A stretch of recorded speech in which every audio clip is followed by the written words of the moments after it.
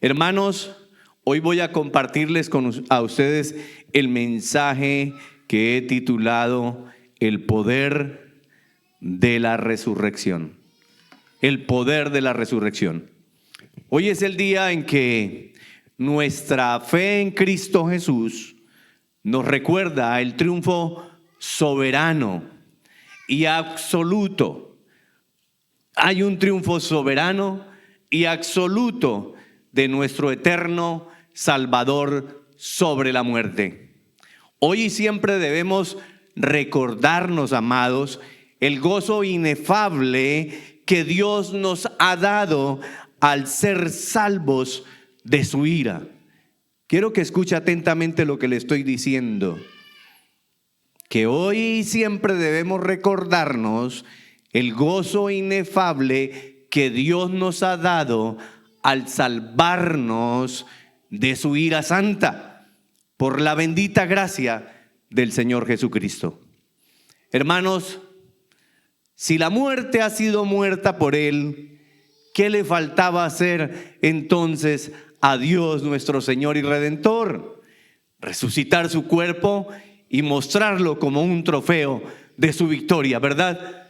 Y hace un poco más de 2000 años que el Señor hizo esa manifestación gloriosa ante todo principado y potestad de maldad. Y ahí estaba Él mostrándose a esas entidades y mostrándonos a nosotros su triunfo absoluto sobre la cruz, sobre la muerte. ¿Cómo habría sido visible, hermanos, la derrota de la muerte si el cuerpo del Señor no hubiera resucitado?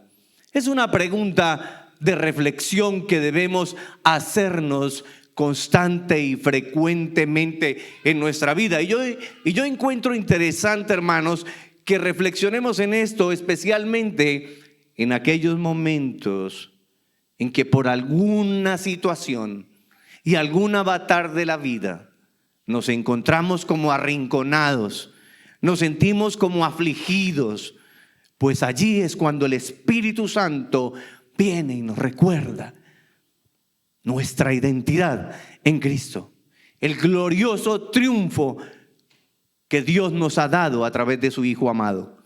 Hermanos, si el Señor no hubiera resucitado y si la tumba no estuviera vacía, entonces hoy seguiríamos muertos en nuestros delitos y pecados.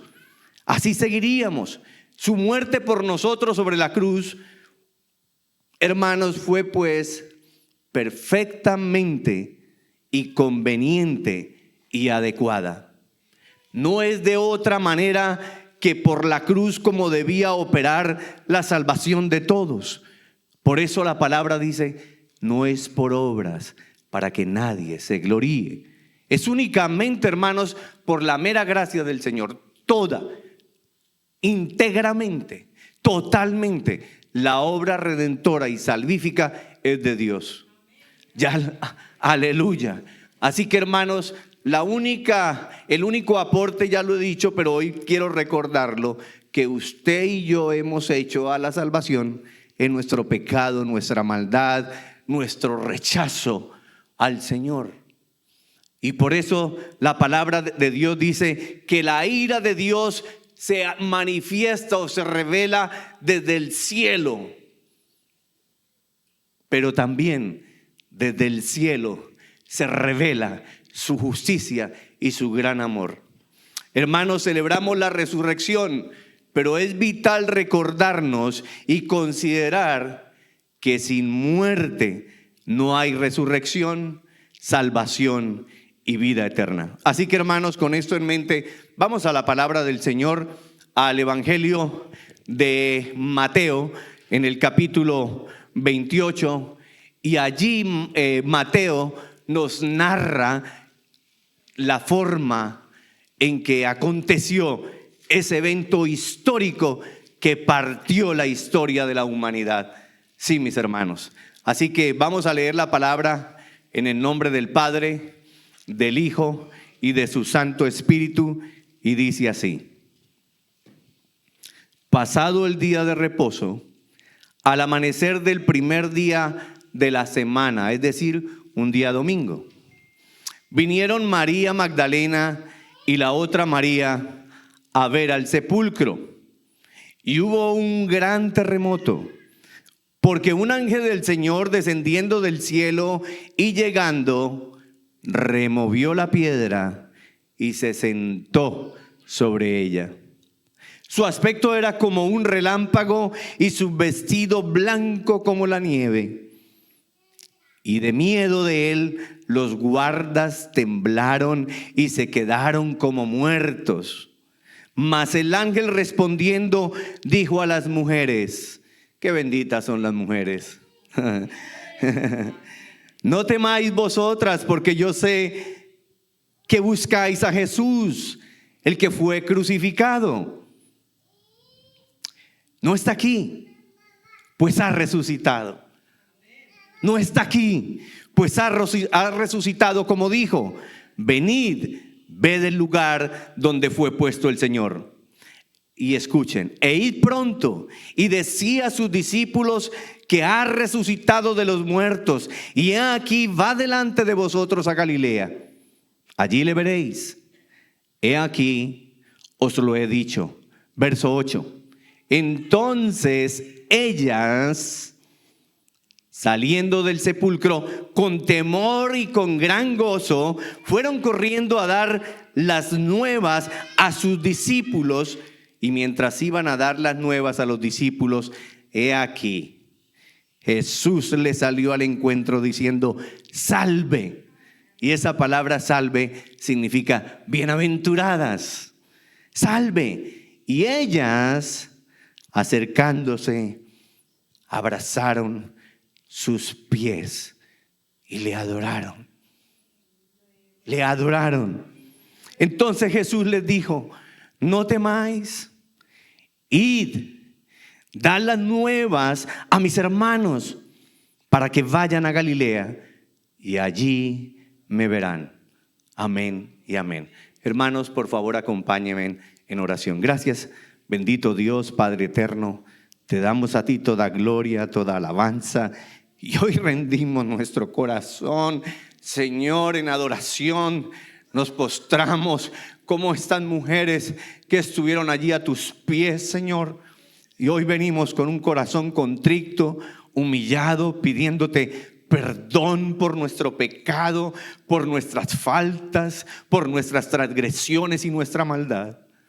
Y te imploramos, Padre amado, en el nombre de tu Hijo amado, nuestro Señor Jesucristo, y en el poder de tu Santo Espíritu, que seas tú regenerando y santificando cada día más y más nuestro espíritu, nuestro ser interior, Señor, para que podamos reconocerte en cada instante y segundo de nuestra existencia, que solamente tú eres el Señor, que solo tú eres el Dios, que solo tú, Padre amado, puedes darnos la salvación por tu mera gracia. Yo te pido, Padre amado, en comunión con mis hermanos aquí presentes, que tomes todo control y autoridad, como siempre es mi ruego, de mi mente, mis pensamientos, mis emociones, mi corazón, Señor, y que solamente yo articule, hable lo que tú quieres hablarnos hoy a cada uno de nosotros.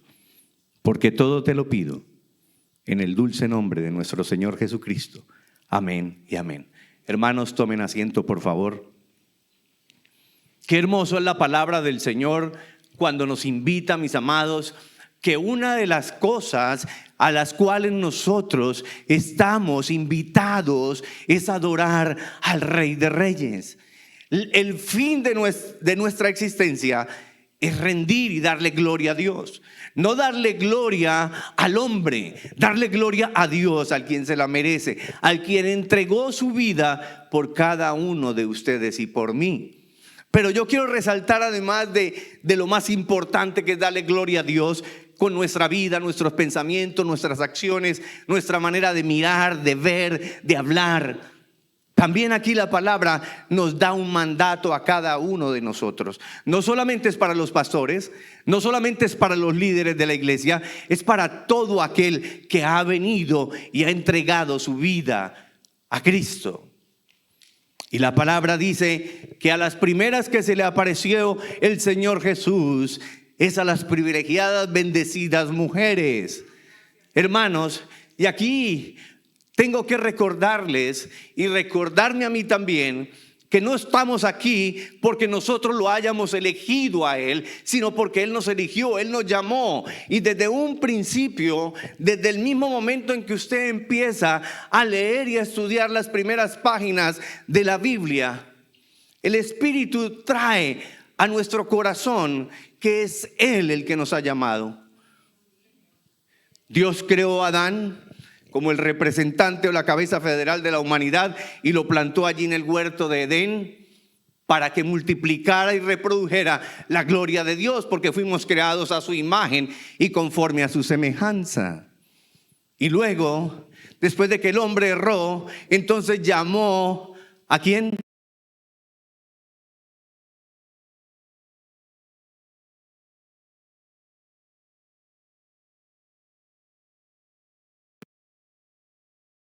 Salvaron. Pero luego de un pueblo y de una nación idólatra, al Señor le plació también aparecérsele y hacerle un llamado. En ese momento era Abraham, y después le cambia el nombre a Abraham y le dice: deja tu tierra y tu parentela, ven y sígueme, que yo te mostraré dónde tienes que ir. Y después ese mismo llamado se lo hace a Moisés. Dice que se le apareció en el monte en una zarza ardiente. Hermanos, y ahora se le aparece a las mujeres. Y posteriormente vemos en el Nuevo Testamento que a otro, al que le apareció en el camino, fue a Pablo, que en ese entonces era Saulo de Tarso. Mis amados hermanos, y de esa misma manera el Señor nos ha aparecido en el camino a cada uno de los que estamos aquí.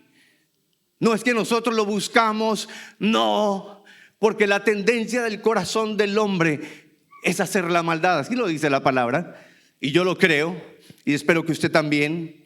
Hermanos, y la tercera cosa que quiero enfocarme en este mensaje es que el Señor le dice a las mujeres, le dice a los hombres y a todos y cada uno de nosotros que tenemos una misión.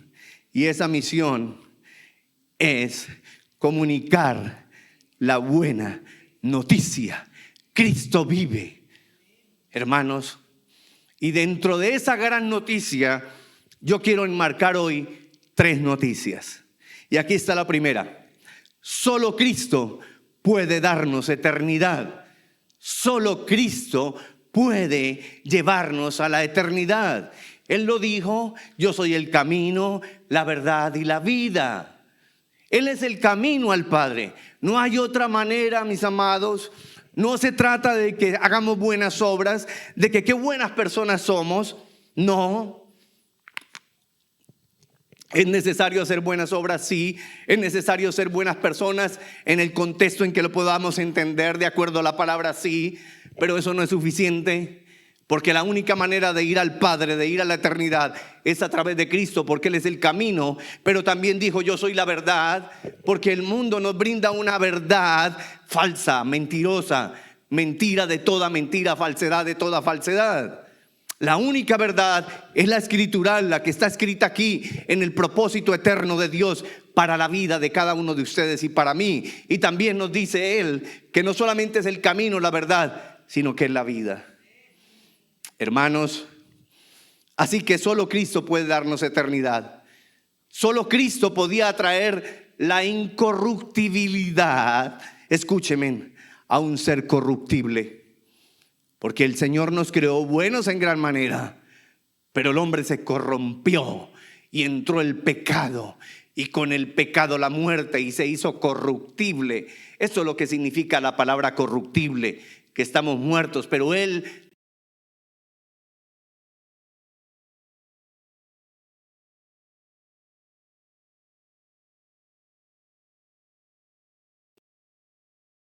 Salvador, que al principio había creado todas las cosas de la nada, lo puede hacer. No hay ninguna capacidad. Podemos ser muy inteligentes, muy audaces, mis hermanos, pero la inteligencia, y puede haber mucho mucha sabiduría y podemos ser científicos y todo aquello que usted quiera. Pero nadie, ningún hombre terrenal nos puede llevar a la eternidad. Solamente el Hijo de Dios, el Verbo de Dios, la sabiduría de Dios, el Dios eterno que se hizo carne, que se hizo uno como nosotros para llevarnos al Padre. Hermanos, en segundo lugar, solo Cristo nos regenera. Solo Cristo nos regenera. Ningún otro puede rescatar a los hombres según su imagen. Ningún otro, hermano, ningún otro puede recrear a los hombres según su imagen, excepto quien es la imagen de Dios. Solo Cristo nos regresa, nos devuelve, y no porque Él nos la haya quitado, sino porque nosotros la perdemos voluntariamente. Solamente Él nos coloca de regreso en la posición que el Padre en su eterna sabiduría nos ha dado. Dejamos de ser, como decía mi amada esposa el viernes, mendigos, perdónenme, miserables esclavos, para convertirnos en lo que realmente Dios ya habló de cada uno de ustedes, que somos hijos del Rey. Somos hijos del Rey. Y la tercera verdad, hermanos, que tenemos que anunciar es que solo en Cristo hay resurrección.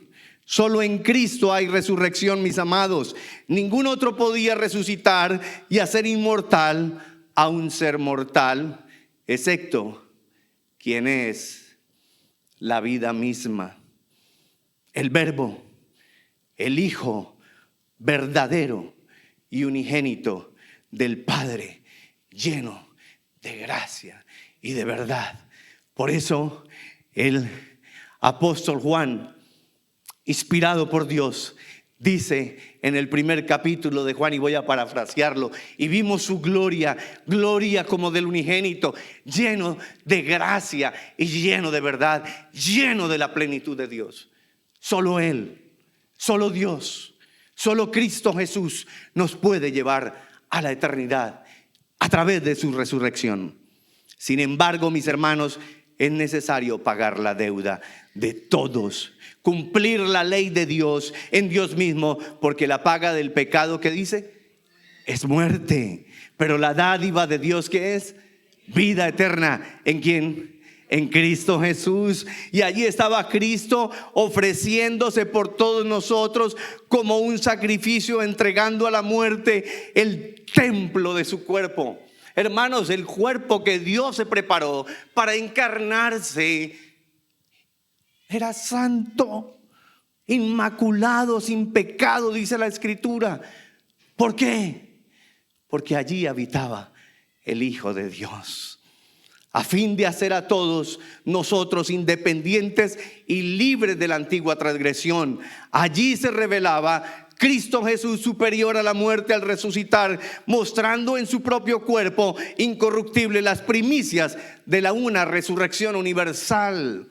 Y así como Él resucitó, yo tengo la esperanza viva y lo creo, porque yo creo totalmente en lo que dice la palabra de Dios, porque un día esa palabra me libertó, me sacó de ese yugo de esclavitud, y espero que a cada uno de ustedes también, mis amados. Y por eso yo creo que la resurrección de Cristo es una resurrección universal, y que es solamente una imagen de algo mucho más glorioso cuando Él venga por segunda vez, vestido de gloria y de majestad, para llevar a sus hijos al reino eterno de Dios. Bendito sea el Señor. Gloria a Dios. Mire lo que dice la carta a los Hebreos en el capítulo 2, a partir del verso 14. Así que, Hebreos 2, verso 14. Así que, por cuanto los hijos participaron de carne y sangre, Él también participó de lo mismo. Qué hermoso es el Señor. ¿Para qué cosa? Para destruir por medio de la muerte al que tenía el imperio de la muerte. Esto es al diablo. Hermanos, y cada vez que yo llego a esta escritura, a este texto bíblico, yo no puedo dejar de preguntarme, y espero que usted también se pregunte, ¿por qué a veces vivimos con ese temor por el diablo. ¿Por qué a veces nos sometemos a esa esclavitud? ¿Por qué a veces nos ponemos bajo ese poder y bajo ese dominio? Si la Escritura lo dice, que Cristo cuando resucitó ya lo venció a través de la muerte y a través de la resurrección. Le quitó todo poder y le quitó toda autoridad. Así que el maligno no tiene ningún poder. Él no tiene autoridad, es un enemigo vencido. Él ya está derrotado. Y cuando venga a fastidiar su vida, dígale como un día yo le dije: la sangre de Cristo ya pagó por mi vida, y la sangre de Cristo y el sacrificio de Cristo en la cruz ya te derrotó y te venció. Tú eres un enemigo vencido. Y recuérdale que Él ya está listo para irse al lago de fuego eternamente. Hermanos, el verso 15 dice: ¿por qué el Señor ha resucitado? Para librar, dice, y librar a todos los que por el temor de la muerte estaban durante toda la vida sujetos a servidumbres. Y aquí hay dos eventos en una sola y única acción. Y aquí está el primer evento que quiero compartirles en esta mañana, mis amados. Dios, en su Hijo Jesucristo, nos declara justos. No porque usted y yo seamos justos. Él nos declara justos. Hace una declaración forense.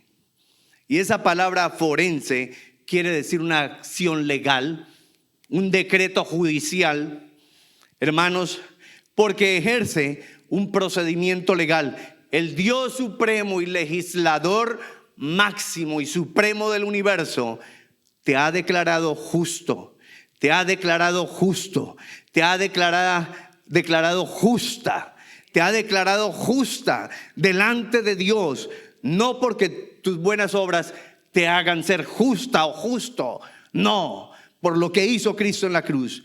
Y aquí voy a parafrasear, hermanos, al teólogo Wayne Grudem. Y él dice que mientras la regeneración es algo que Dios hace internamente en nosotros, la justificación es diferente. La regeneración viene primero porque es el Santo Espíritu de Dios el que viene y toca nuestro corazón y nos regenera para que nosotros abramos el entendimiento, abramos nuestros ojos y nuestros oídos espirituales y podamos escuchar atentamente el llamado de Dios.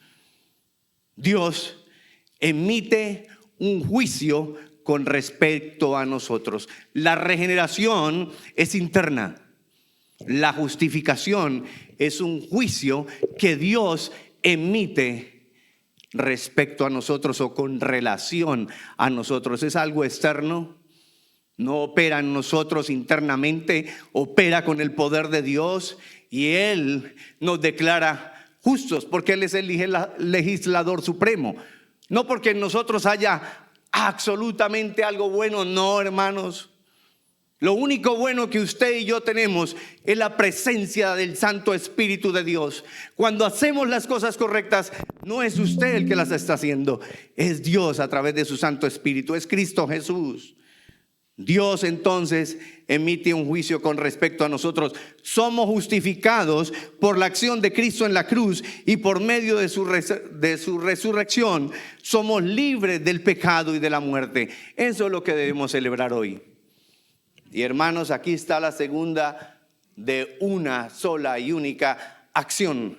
Y es que es imposible separar salvación y justificación. Es imposible separar la salvación y la justificación. Van juntas. Hay una simbiosis. Están unidas, no se pueden separar. La justificación de los pecadores sin la justicia divina del Redentor es imposible. Usted puede pararse en la cabeza, hacer todos los malabares que quiera hacer, pero nada de lo que usted haga lo va a justificar delante del Señor. Nada, nada, cero. Como dicen aquí, zero. Tiene cero balance. No hay nada. No hay nada. Lo único que nos justifica delante del Señor es la justicia del Hijo de Dios. Sí, pero el pecado emite juicio de gracia o juicio de condenación. Mis amados, un día cada uno de nosotros estaremos frente al trono blanco, frente al gran Rey, para escuchar un veredicto final. ¿Qué quieres escuchar? ¿Juicio de gracia o juicio de condenación? Yo espero en el amor de Dios que todos los que estamos aquí escuchemos juicio de gracia. Que delante de nosotros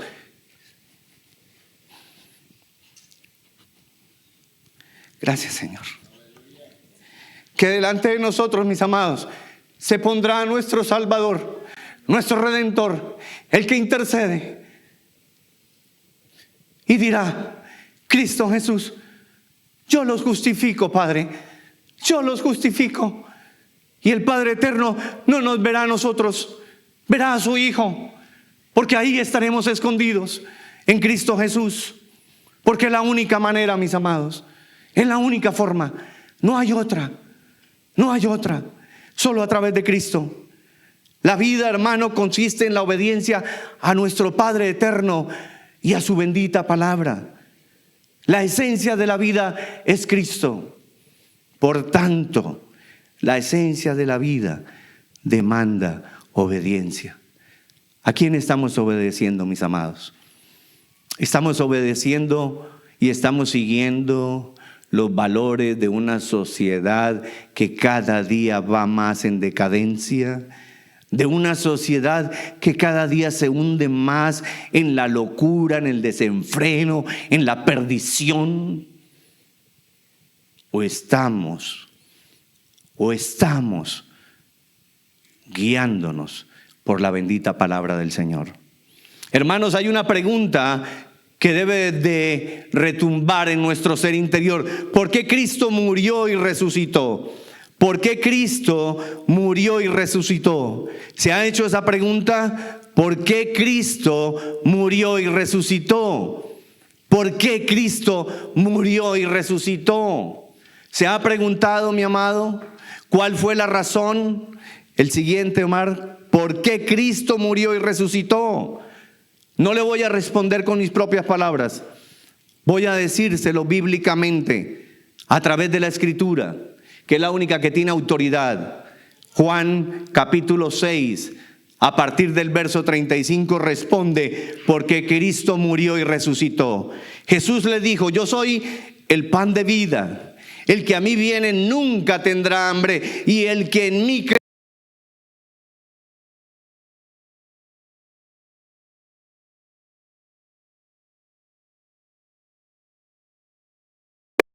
En esa época, hace un poco más de 2000 años, no creían. Así mismo pasa hoy en día. Se les habla, se les dice, se les predica, se les comparte el mensaje, se les exhorta, se les anima, pero siguen sin creer. Creen en el momento y luego viene el enemigo como ave de rapiña y se roba la palabra.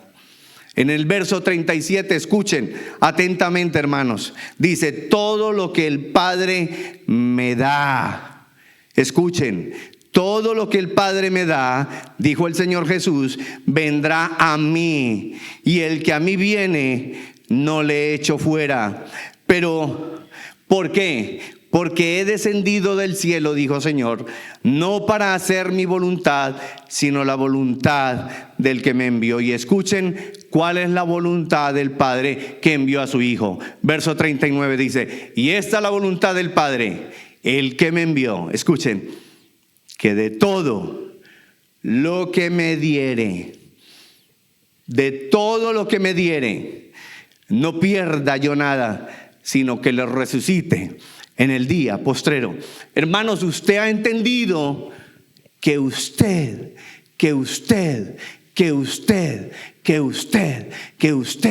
y que yo somos un regalo del Padre para su Hijo.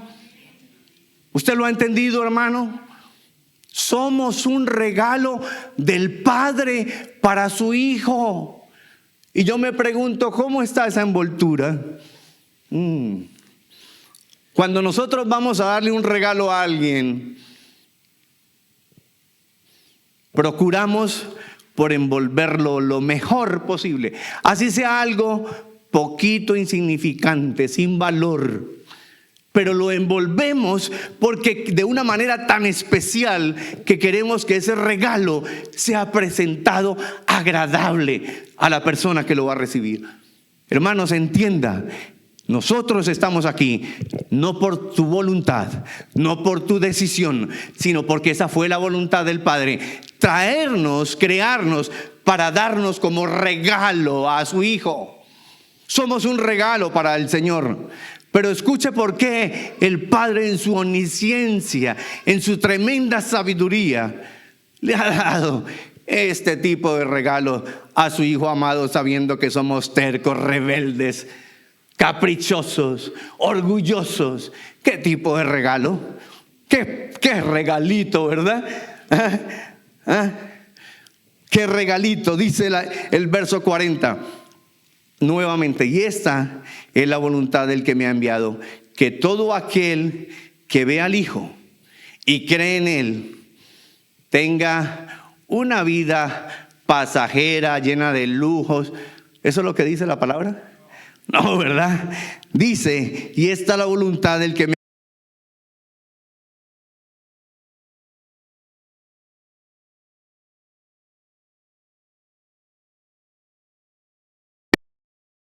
ninguno puede venir a mí. Escuche, ninguno, dijo el Señor, puede ir a Él. Ninguno puede venir a mí si el Padre que me envió no lo trajere.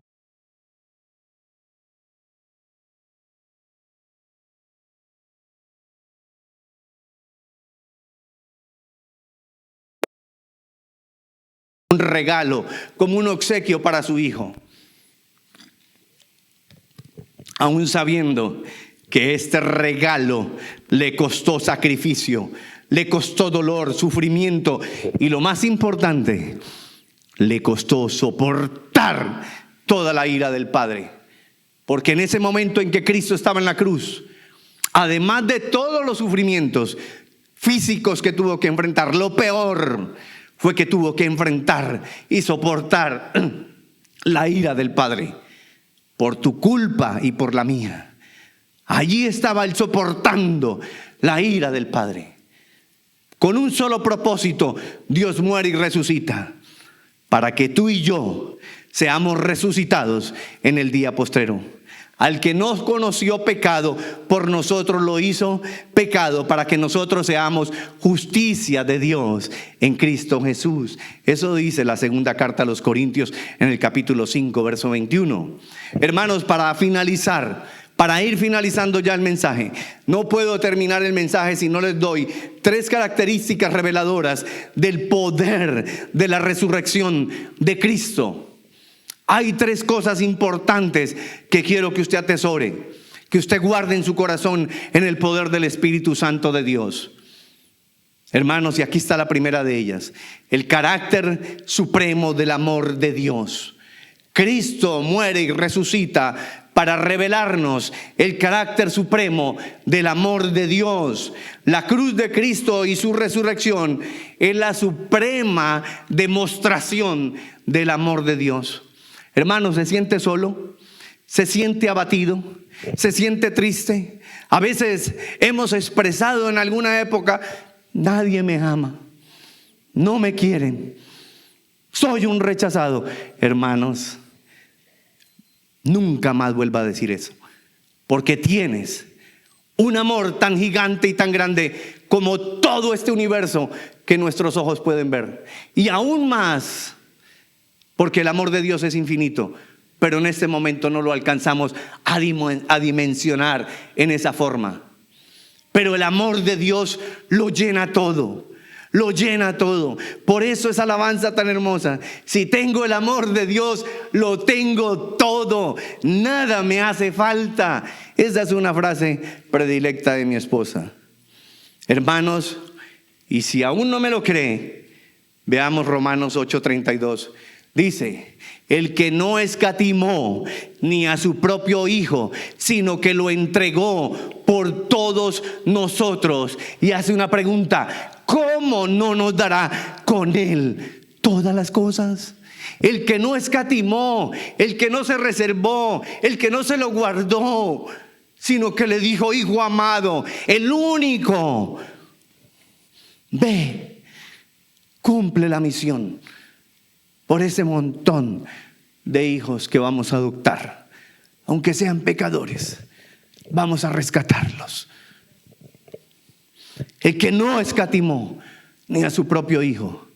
Eso es una obra que solo hace Dios. ¿Quién de nosotros se atrevería a entregar a uno de nuestros hijos? Y sobre todo por un delincuente, por un malvado, por un perverso. ¿Alguno de nosotros sería capaz de decirle a uno de nuestros hijos, y más si tenemos el único, y decirle: ve y tú y paga esa condena de 50 años por ese delincuente? No, ninguno de nosotros lo haríamos. Solo Cristo, solo Dios, hermanos. Su amor reside en el enorme precio del sacrificio ofrecido, entiéndalo. El enorme precio del sacrificio ofrecido, el Hijo de Dios. ¿Me entiende? Entonces, ¿por qué seguimos pecando? ¿Por qué nos dejamos seducir por un momento de deleite y de placer? ¿Por qué, hermanos? No hemos entendido, ni ustedes ni yo. No hemos entendido la dimensión del sacrificio ofrecido en la cruz. El Espíritu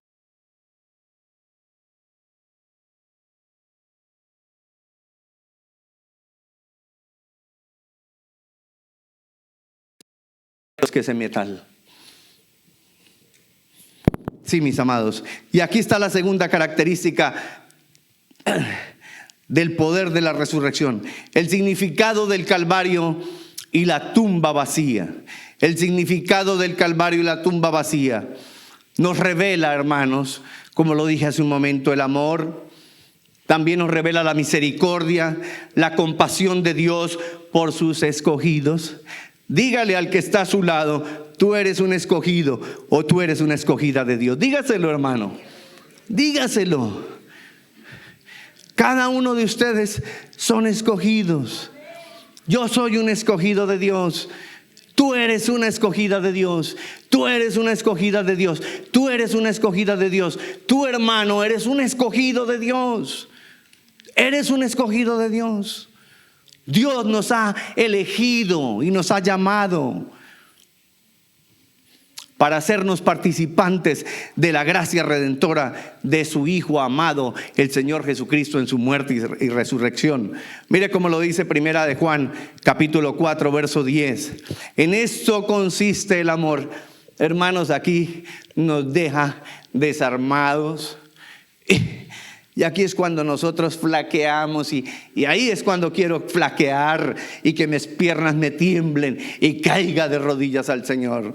Dice: en esto consiste el amor, no en que nosotros hayamos amado a Dios, sino en que Él nos amó a nosotros. ¿Y cuál es ese tipo de amor? Dice: y envió a su Hijo en propiciación, en sacrificio, en ofrenda. Eso quiere decir propiciación por nuestros pecados.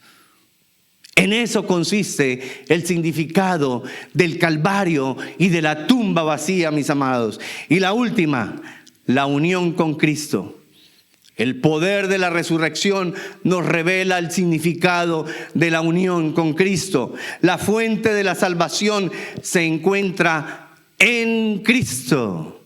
En Cristo. La unión con Cristo nos permite entonces disfrutar hoy de la resurrección. Y si estamos disfrutando de la resurrección, entonces estamos disfrutando de la vida eterna. Estamos disfrutando de la vida eterna, mis amados. Lo dijo a Efesios, el apóstol Pablo, inspirado en la carta a los Efesios, capítulo 1, versos 3 y 4. Dice: bendito sea el Dios y Padre de nuestro Señor Jesucristo, que nos bendijo con toda bendición espiritual en los lugares celestiales en Cristo. Hermanos, la bendición del Padre está en esos lugares celestiales. El Dios y Padre de nuestro Señor Jesucristo ya los bendijo en Cristo Jesús en los lugares celestiales. Y dice en el verso 4, según nos escogió en Él antes de la fundación del mundo para que fuésemos santos y sin mancha delante de Él. Dice, nos escogió en Él. Esto no es algo añadido. Él ya lo había hecho. Hermanos, Él ya lo había hecho. No es algo que viene como añadidura. No. Está ahí desde el comienzo. Somos unidos en Cristo, en su muerte, resurrección y exaltación al cielo. Entiéndame, mi amado, y quiero que se quede con esto, que cada uno de ustedes y yo ya estamos juntamente con Cristo, sentados allí en ese trono, en ese lugar celestial. ¿No le parece demasiado privilegio? ¿No le parece demasiado honroso que ustedes y yo estemos allí a la diestra del Padre, junto con Cristo? Hermanos, y todavía, como dicen mis amados hermanos mexicanos, si no les ha caído el 20, entonces escuche lo que dice Efesios, y con esto finalizo. Capítulo 2, a partir del verso 4, dice, pero Dios, ¿qué es qué cosa? No escucho, hermanos. No escucho. Aleluya. Él no es pobre. Si no escatimó, dice Romanos 8:32, ¿verdad? Que si no escatimó a su único hijo, ¿cómo no nos dará con él todas las cosas? Y esas cosas es disfrutar de las riquezas inescrutables de su inmensa misericordia. Dice, pero Dios, que es rico en misericordia por su gran amor con que nos amó, aun cuando estábamos nosotros muertos en pecados, nos dio, ¿qué cosa? Vida juntamente con Cristo. Por gracia sois salvos. Y juntamente con Él, escuche, y juntamente con Él nos resucitó. Pero no le bastó con resucitarnos. Dice aquí lo que le dije hace un momento con mis propias palabras. Dice, y asimismo nos hizo sentar en lugares celestiales con Cristo Jesús. Bendito sea el Señor. Sí, gloria a Dios. Gloria a Dios. Bendito sea el Dios y Padre de nuestro Señor Jesucristo, que nos ha bendecido con toda bendición espiritual en los lugares celestiales en Cristo Jesús. Bendito sea el Señor. Y le voy a finalizar recordándole estas 3 características reveladoras del poder de la resurrección de Cristo. El carácter supremo del amor de Dios, el significado del Calvario y de la tumba vacía, y la unión que usted y yo tenemos con Cristo. Hermanos, el verdadero significado de la muerte y resurrección reside, óigame bien, reside en el inmenso, inmaculado, incomparable e irresistible amor de Dios en la persona de su amado Hijo, nuestro Señor, nuestro Salvador, nuestro Redentor y nuestro Rey venidero. Bendito sea, Señor. Gracias, Padre amado, por esta mañana gloriosa. Gracias por tu palabra. Gracias por tu mensaje, Señor.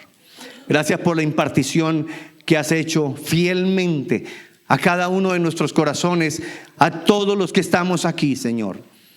Gracias, Señor, por hablarnos escueta, claramente, Señor.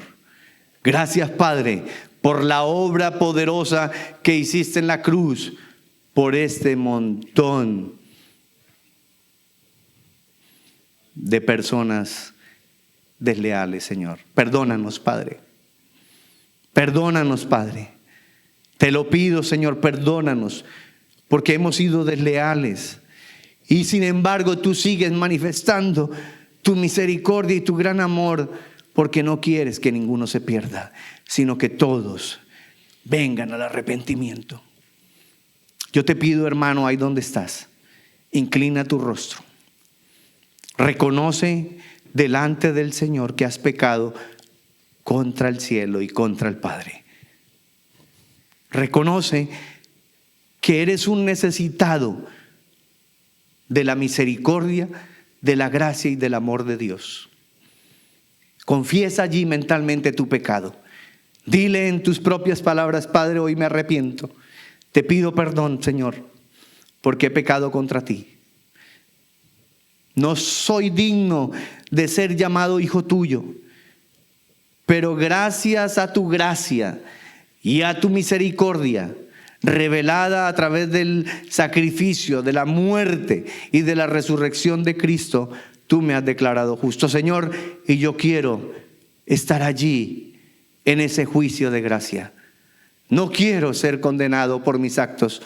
Quiero ser cubierto por la bendita gracia y la justicia de Cristo que Él ganó por mí. Señor, renueva mi mente, renueva mi corazón. Líbrame de todo mal, Señor. Líbrame de toda tentación. Y que tu Santo Espíritu hoy, mañana y siempre siga santificándonos, nos siga alejando cada día más del pecado.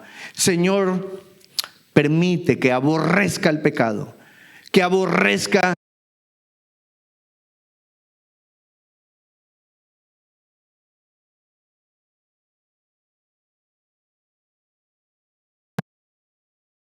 Dios.